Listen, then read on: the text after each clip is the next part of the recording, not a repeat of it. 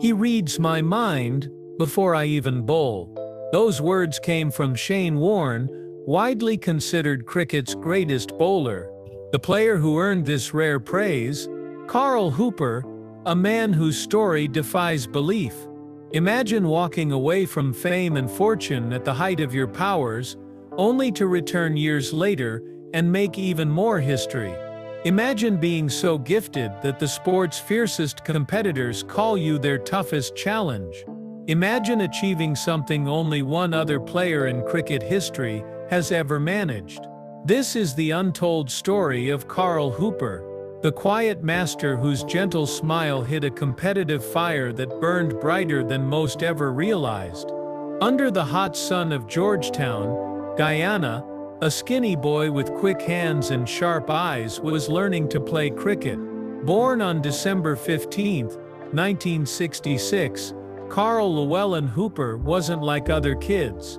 While many young players in the Caribbean tried to hit the ball as hard as possible, Carl was different. He played with a smoothness that made even the hardest shots look easy. In the narrow streets where he grew up, cricket wasn't just a game, it was everything.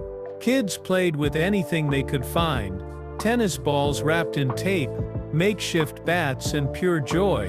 But Carl stood out.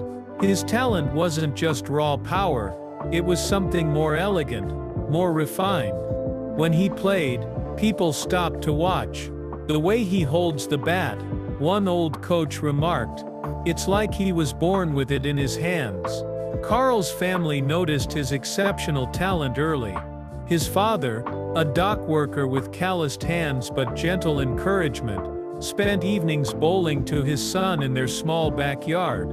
His mother, though concerned about his education, couldn't help but smile at the joy cricket brought her boy. By age 12, Carl was already playing against men twice his age, and often outperforming them. Local cricket enthusiasts began to whisper about the boy with the natural swing, the one who could read the ball's trajectory before it even left the bowler's hand.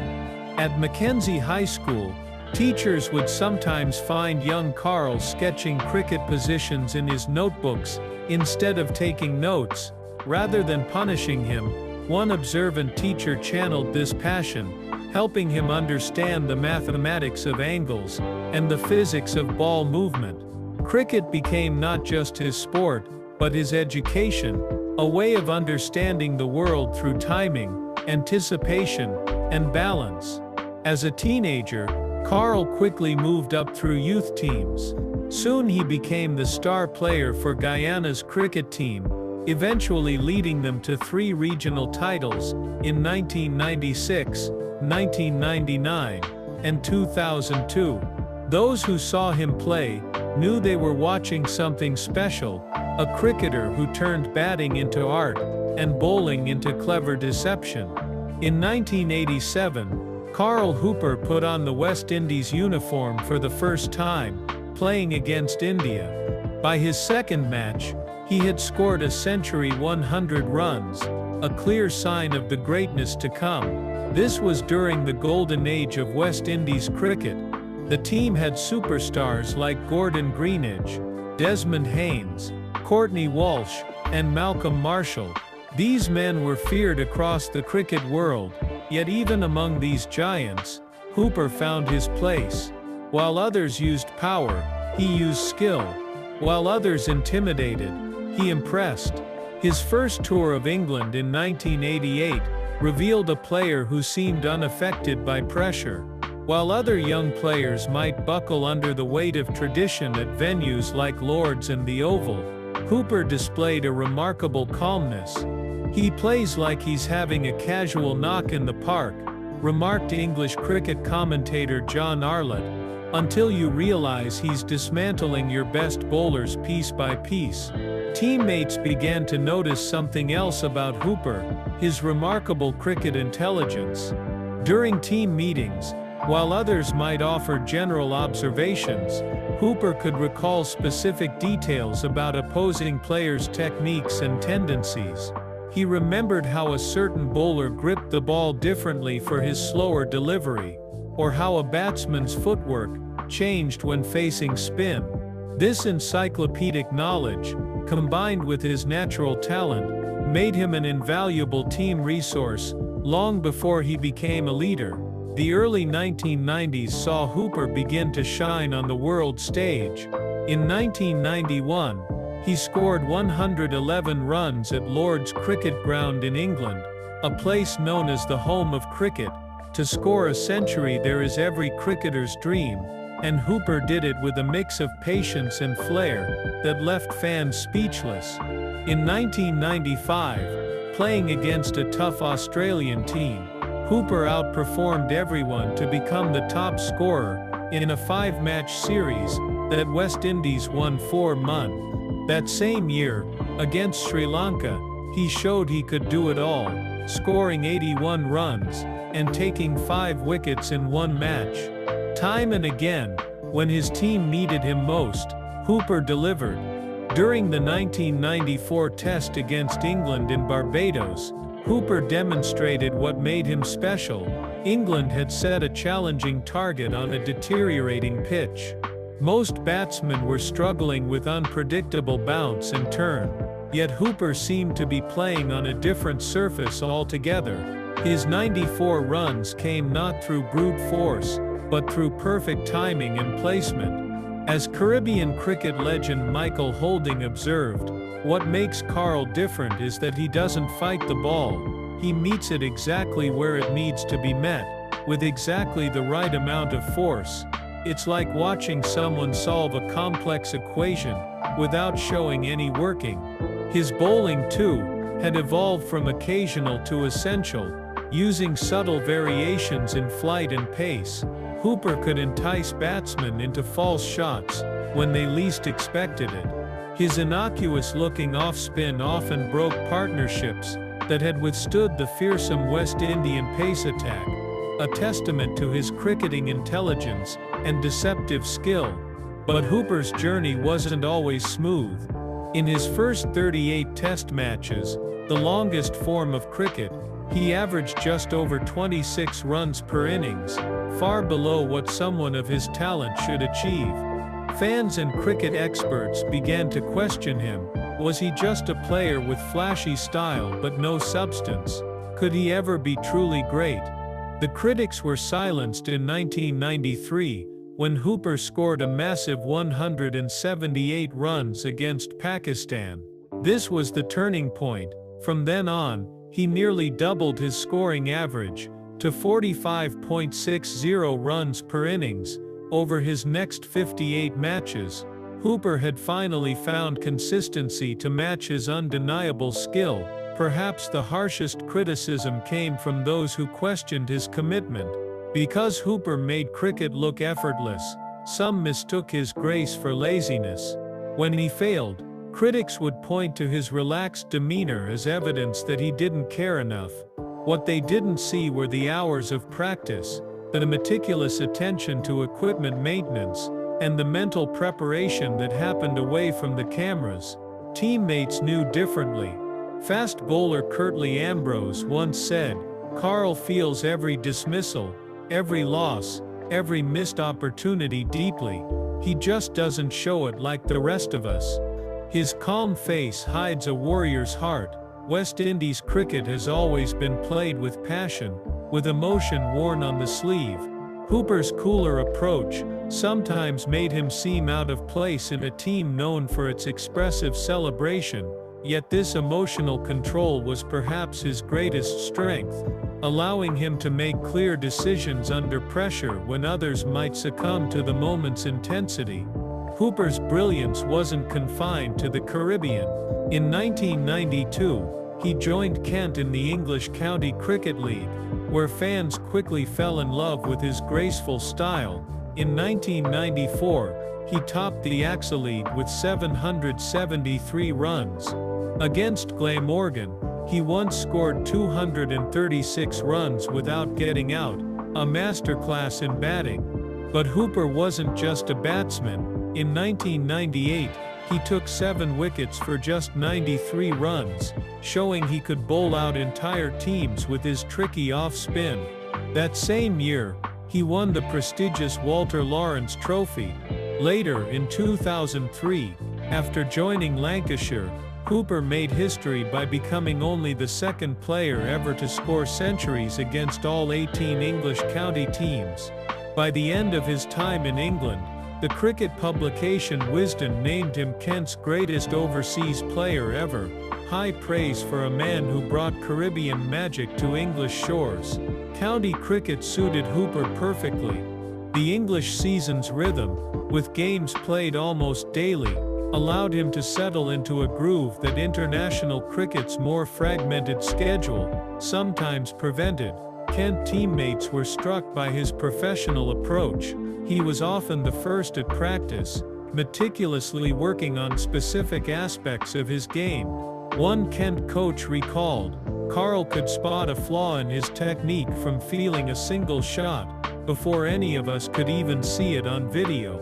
Then he'd work methodically until it was fixed."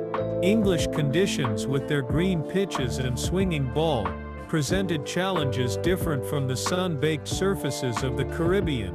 Yet Hooper adapted brilliantly, developing his defensive technique while maintaining his attacking flair. Kent supporters would travel for miles just to watch him bat, knowing they might witness something special. A Hooper cover drive, perhaps, or one of his effortless lofted drives that seemed to defy gravity. Then came the moment that stunned the cricket world. In 1999, just 3 weeks before the World Cup, cricket's biggest tournament, Carl Hooper announced his retirement. No one saw it coming. Here was a player still in his prime, still capable of brilliance, walking away from the game he loved.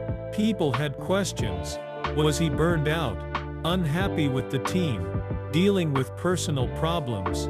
Whatever the reason, it seemed cricket had lost one of its most elegant performers forever. In rare interviews during this period, Hooper offered only glimpses into his decision. "Cricket is important, but it's not everything," he told one Caribbean journalist who tracked him down in Adelaide. "There comes a time when a man needs to think about what kind of life he wants beyond the boundary." For Hooper, that life centered on family, his wife Constance, and their growing children.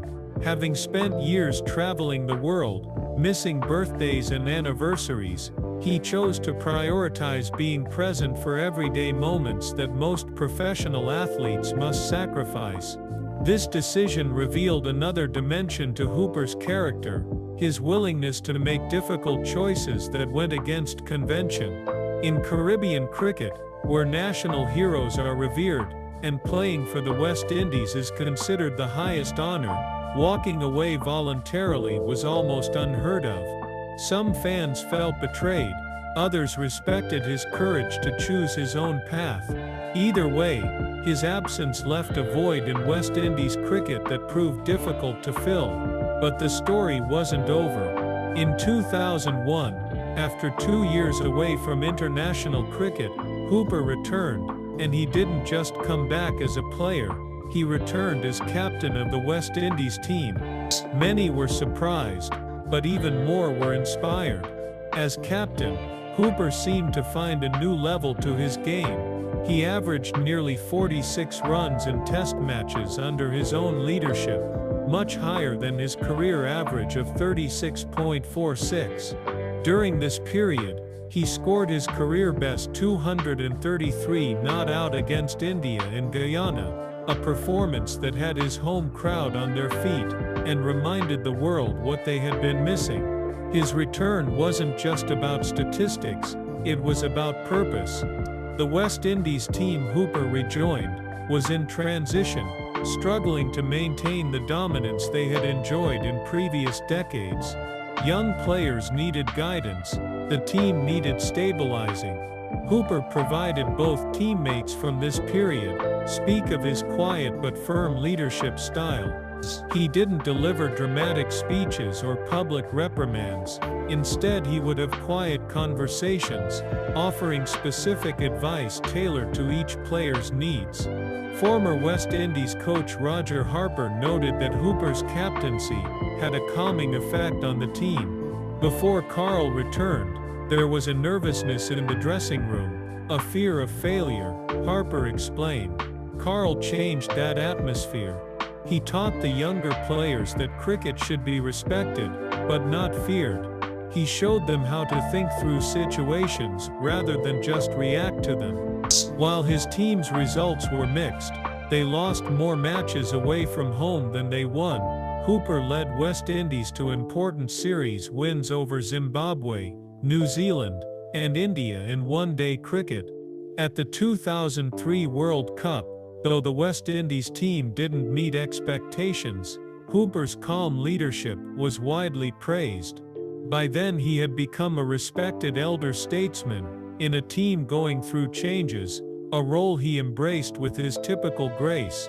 When Karl Hooper retired for good in 2003, he left behind achievements that few could match. He became the first cricketer in history to complete what's known as the quadruple: 5,000 runs, 100 wickets, 100 catches, and 100 matches in both Test cricket and one-day internationals.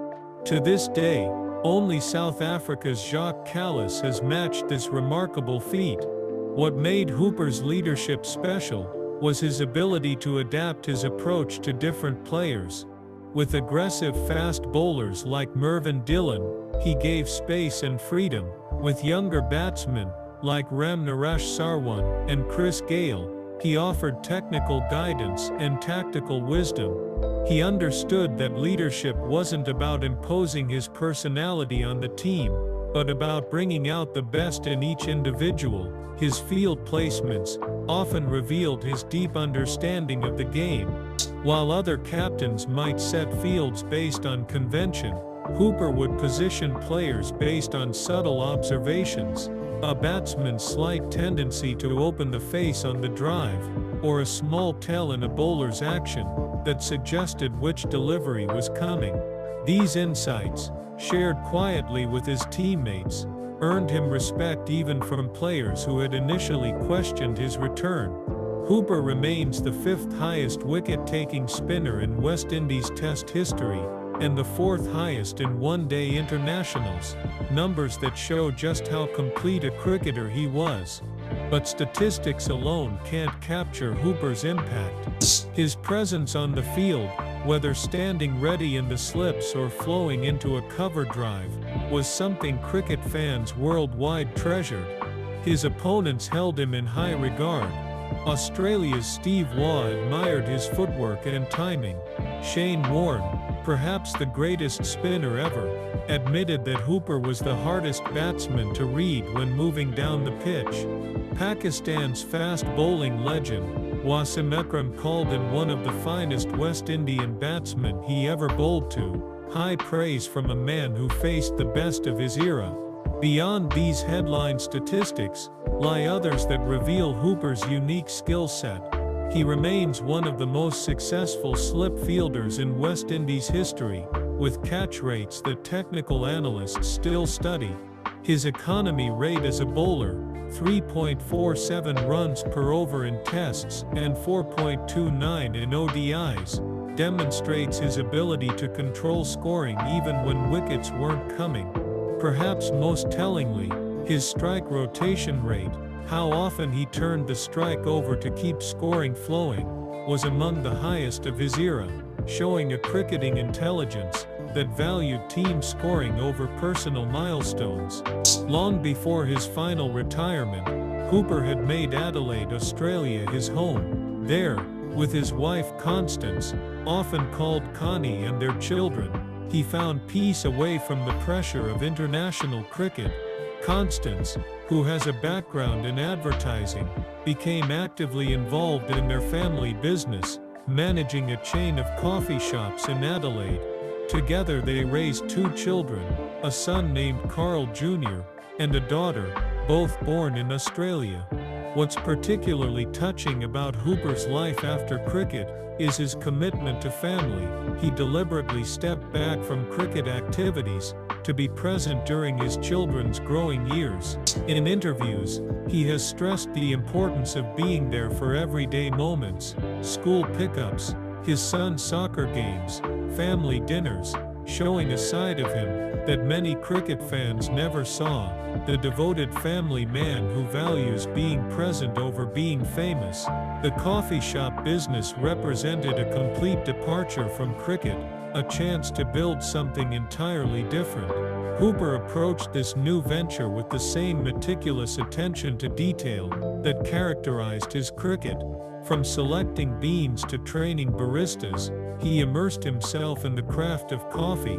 Customers would sometimes recognize him, leading to impromptu cricket discussions over cappuccinos, but more often, he was simply Carl the coffee shop owner, friendly, attentive and focused on quality.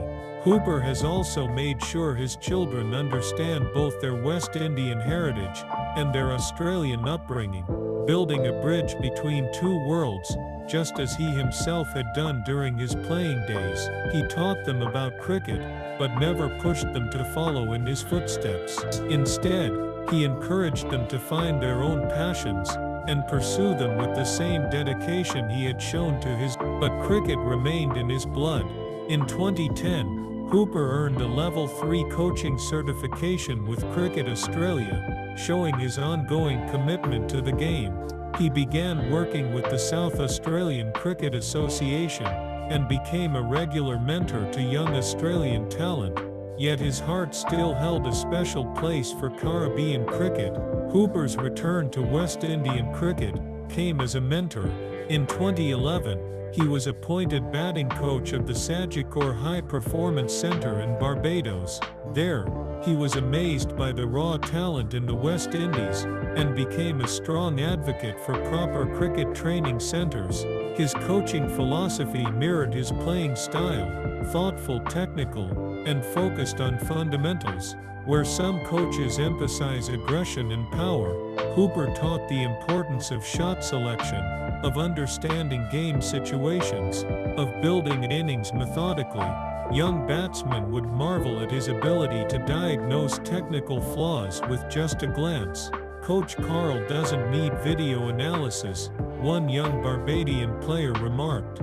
His eyes are better than any camera. I was away for a while, he once said. But now that I see these young players up close, the potential is amazing. His mission became clear to help create a new generation of disciplined, technically sound West Indian cricketers. For Hooper, developing cricket wasn't just about talent, it was about commitment, structure, and the will to overcome challenges. In 2014, he became coach for the CPL franchise, Antigua Hawksbills, and later the Guyana Amazon Warriors.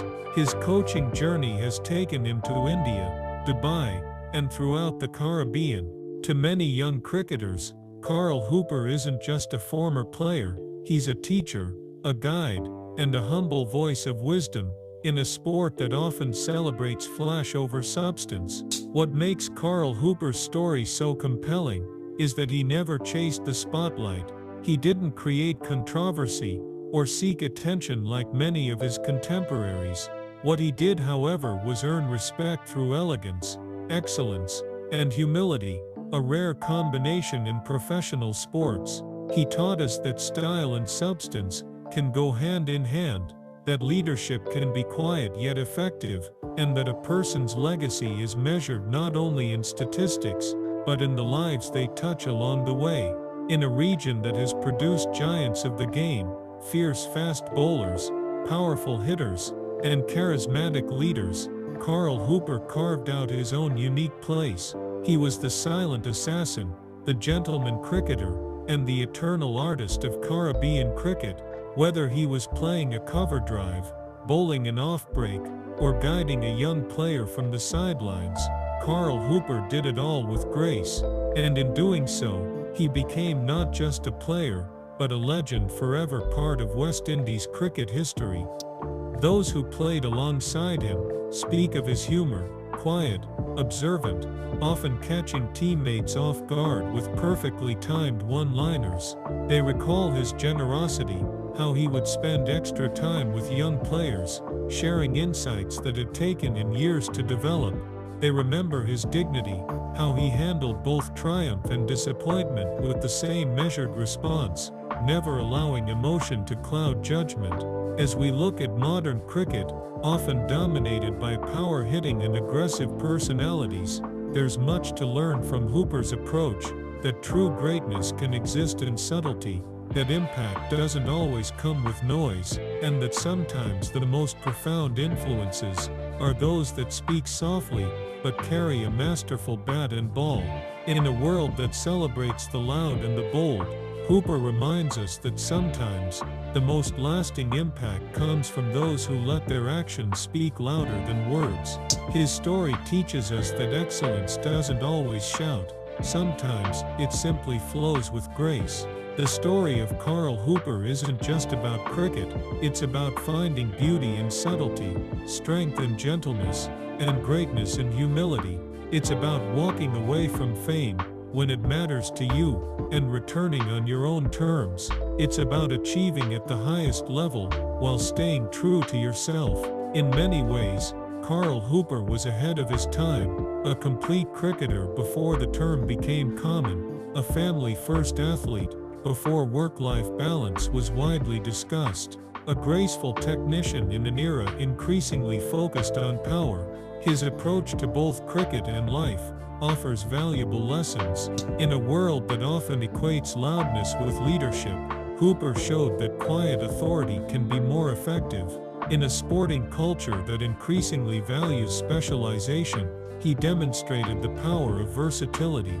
In an era of carefully managed public images, he remained authentically himself, neither seeking the spotlight nor shying away from responsibility. Today, as cricket evolves with faster games and bigger hits, Hooper's legacy lives on in players who value technique alongside power. His influence can be seen in the fluid batting of players like Virat Kohli and Kane Williamson, modern stars who combine technical excellence with the ability to score quickly. But perhaps Hooper's greatest legacy is in showing that there are many ways to be great. You don't need to be the loudest, the most aggressive, or the most controversial. You can make your mark through consistency, through elegance, through letting your performance speak for itself. In the words of former West Indies captain Brian Lara, Carl was the kind of player who made you wonder how cricket could be played so beautifully. He didn't just play shots, he crafted them, and he did it all with a smile that hid how seriously he took his craft. Carl Hooper played 102 test matches and 227 one-day internationals. He scored over 13,000 international runs and took over 300 wickets. But numbers can't capture the way he played the game, with a grace that made difficult things look easy, and a smile that masked his fierce competitive spirit. As Carl Hooper himself once said, cricket is not just about hitting the ball hard or bowling fast, it's about understanding the game, respecting its traditions, and finding your own way to leave your mark on it. In a career that spanned 16 years, with a surprising break in the middle, Carl Hooper certainly left his mark, not as the loudest, not as the most celebrated, but as one of the most complete and elegant cricketers the game has ever seen. For young cricketers and fans alike, Hooper's story offers a powerful lesson. Don't let others define greatness for you. Find your own style, stay true to your values, and let your performance speak for itself. In a world of noise, there is still room for the quiet achiever, the silent assassin, who strikes when least expected. Carl Hooper may not have been the most famous cricketer of his era, but for those who truly understand the game, he remains one of its most special talents, a forgotten genius, whose story deserves to be told again and again. Like Hooper's elegant cover drive, may we all find our own signature move in life, one that bears our unique marking, leaves those watching in silent admiration.